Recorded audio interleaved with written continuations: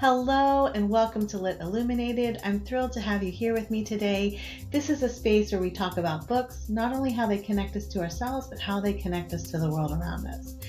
And today I am going to be talking to you about Liz Prato's Purgatoire. I came to Liz's work through her nonfiction, Kids in America, A Gen X Reckoning, and Volcanoes, Palm Trees, and Privilege, essays on Hawaii. And so when Forest Avenue Press reached out to me to see if I'd take an advanced reader copy for her fiction, I jumped at the chance. So I'm thrilled to have this book, I just finished it. So this is an advanced reader copy, so it's an advanced review. The book itself is coming out in April 2026. I hope that you actually pre-order it. Maybe you'll be inspired after today's episode and talking about the book itself. So what I found really fascinating about this, it's a novel in stories. And that's even what it says on the cover. This is a novel in stories. And so you come at it knowing that you're going to move through this space via segmented stories. And that's exactly what it does. It takes us through different moments in time. We start in the 70s and we move all the way back through time. We're moving back and forward through time, and because that's how stories work. If you think about like kind of what this reminded me of is you're at a family reunion and people just start talking about their stories or talking about what happened, and you're getting bits and pieces and you're like, wait, which aunt was that? And when did that happen? And how is that connected to this? That's what this felt like. It felt like you were viewing a family at a reunion talking through all their stories. And I just loved that she brought us in that way. So she takes us through typical narratives of someone, telling their story as something that happened, and they're walking through that with us as you would expect in any kind of fiction. But she also uses letters. She uses interview notes, which I thought was a really interesting thing, even the way she set that up in there. We have ghosts in here that also tell stories that give us information about this family and this ancestral line that we have going on here through the generations. We have a story from a point of view of a cat.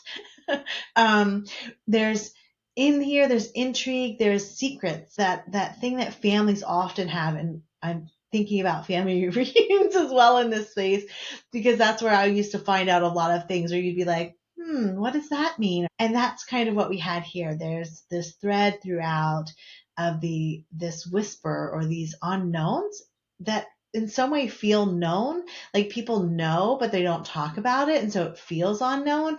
And so that's a thread that also moves through here that I just love the way that she takes us into that space. So one of the most difficult things when you're working with time, and I know this because I work in time as well in my books, my memoirs, and even the way I try to navigate and understand life is by looking back or looking forward, the past, present, and future in the spiral of time. And so Prato here uses the typical things that you would get in a story that spans time. So the big things like the Depression, World War I, World War II, things like that you can ground yourself in time. But what I really loved is like the very first story got us rooted in time based on Joe Montana playing for Notre Dame. And I was like, this is brilliant. It's like a real life, down to earth connection that people can have in those spaces that is beyond those big events. Something that might not seem like dramatic or rooting, something as simple as Joe Montana, was just a brilliant way to help me as a reader feel connected in a special way. And she also uses like the Lindbergh baby at one point. And the other thing that I thought was really interesting in thinking about ancestry and thinking about time and thinking about how we move through space, a lot of this was we get the stories of the people leaving Italy and coming to the US and traveling across from New York to Colorado, and that whole experience and that kind of that movement from place to place to place, and then additional moves after that, and how going from Colorado to Kansas to other places that your roots get picked up and moved, but in some way they're still all connected. But then there's this like really weird blurring of line. And I was actually recently talking to my husband about this as we're working on some of my ancestry stuff and his ancestry stuff. And I remember I was trying to find something out about Germany and this place that I was connected to. And at the time when I looked it up, like the time period, they're like, it wasn't part of Germany. There was no Germany at that time. And so when I came to this section, and I know this is an advanced reader copy, so it means that it could potentially change, but I do like to give you some quotes in this space. So I'm going to just do that here now. And when I came to this quote, I was just like, oh my gosh, I was just talking about this. And this is the quote. It's crazy how stuff shifts around over there, meaning Europe. And so this is Norma, and she's talking about her grandfather, Angelo, and basically like the town that he came from. And in this, she says, which was in Austria when he was born, but after the First World War, it became part of Italy. He grew up speaking Italian, but a lot of his recipes were Austrian. So what does that make me? I don't feel Austrian, but I guess I am. It's weird how you can be something somewhere inside, but not feel it in your heart. End quote. And I think this is also part of that connection or that disconnection with those border changes that did happen over in Europe, or how things shifted around, and that like to be Austrian and then Italian, and trying to identify and how you identify in that space in the present to what was in the past and what was known in the past. And so even in this space, this character was rooted and understood in the Italy in Italian, but had that Austrian connection. Very similar to things that I've worked through in my life, the German Switzerland connection that's going on back and forth. The other thing that I really appreciated about what Prato did here was bringing in the supernatural. So we have ghosts throughout, and we have people that have connections to the supernatural, so they're hearing from them. There's also ghosts in connection to family and conversations that even happen there, until there's some note there. And I love this whole concept of birds. I'm not going to give that away, but I love that she did that and the way that she kind of brought that space in there. And just even how it ends, we get this ghost essentially that comes back and really connects it all together and brings it all together. But what is in that is like the ghosts and the whispers, right? These things that connect families, or the secrets, I'll say, with those whispers, these things that connect families, but are often like not talked about. They're not talked about because either it's like taboo and we don't talk about those secrets, or it was taboo at the time. And so like people were pushed aside or weren't allowed to be who they were. And that could be around sexuality. It could be around nationality. It could have been about gender, that they were different. And so therefore they became a secret. And then there's this connection to ghosts and the supernatural and connecting to the other side, and how that can also create this like, oh, we don't talk about that. Like that's, you are outside the norm. And so this thread of things that people stop talking about but are really connectors are the things of when things are outside of what the norm is, what is accepted, but that they still exist. They're still there. They're still part of that family. And to silence them creates even more mystery, whispers, secrets. And so I loved that Prato allowed those spaces to be in here, be in this book. Those things that would normally be hushed would not be part of the story. And so really it is this opening up of the secrets, opening up of the gifts and talents, opening up of the individuals to be who they were and who they are, and no longer have to be in the shadows or be in the whispers, but allow them to be part of the family. They're not erased from the family tree. They are still really connected.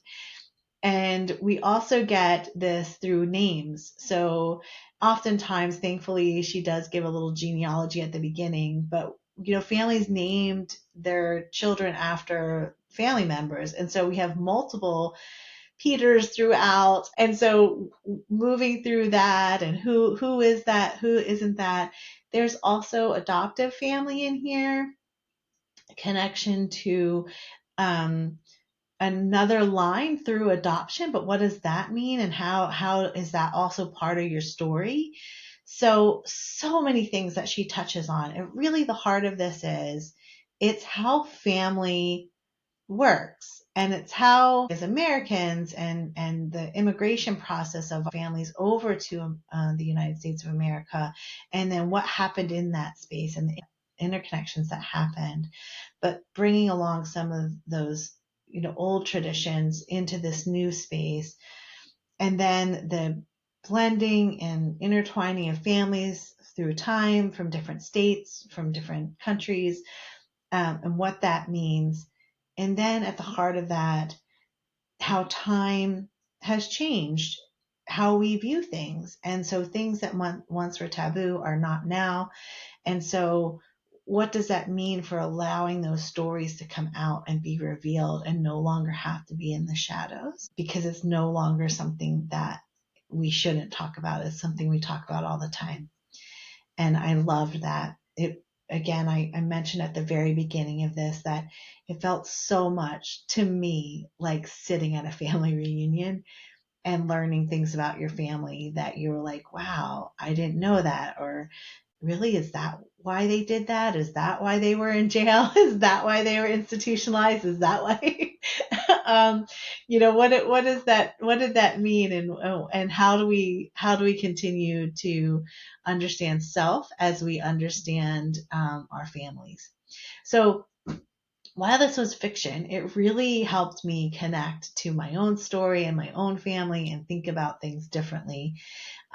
So I highly recommend it. Liz Prasto's Purgatoire, novel and stories. The methodology and the formatting and the way that she takes us through space and time is just brilliant. They're short chapters that allow you to dive into a particular family member at the time, and then move into the next one and to the next one, and then continue to follow that thread of how they're connected and how the stories repeat or layer or continue in some way. A reminder, this book does not come out until April. You can pre-order it now. I will put the link in the show notes. Thank you for joining me here today on Lit Illuminated. I hope this space is something that you enjoy and that you find value in hearing about how I'm looking at books, how I'm discovering new books, how I think the form and how stories get told is so important. So if you are enjoying this, please make sure you're subscribing, you share the content out. It really helps me as I continue to move into this space. I also offer workshops and individual mentoring and coaching in the writing space. So you can find out more at RebeccaBeardsall.com. Again, links in the show notes. But again, thank you for joining me here today on Lit Illuminated. This is a labor of love for me, this space where I get to talk to you about books, what's coming across my desk, what I'm pulling off of my bookshelf, and how the stories continue to help me grow and learn as an individual. And I wanted to share that with you. Have a wonderful day.